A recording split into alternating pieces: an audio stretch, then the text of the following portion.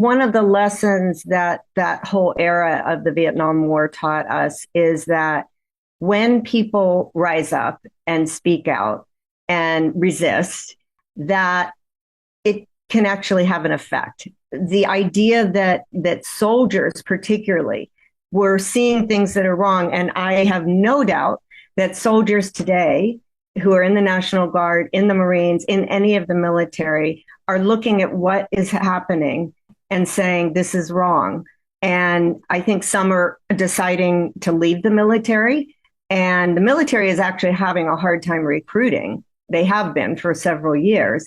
But I think that it's really important for all of us, not just, people in the military, but for all of us to understand that, people are saying they feel helpless right now. And I think that the important message is that you have to keep fighting, that, you can't give up and you can't know what the effect is going to be. And it seems like it's not having any effect. People were out in the streets for No King's Day, and it was like everybody was amazed. And now look what's happened since then. And so I think people start to feel like, oh, well, it didn't do anything. But I think if we keep going and we keep fighting, and we have no choice, right? And that was true during the Vietnam era.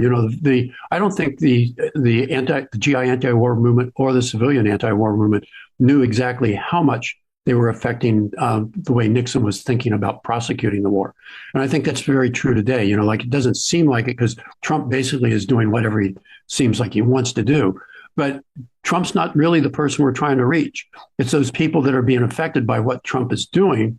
And those people, if they know that there is a groundswell protesting everything that's going on, more people will join. And I think more people are joining day by day because they're being horrified by the fact that now Trump is releasing the FBI and National Guardsmen in Washington, D.C.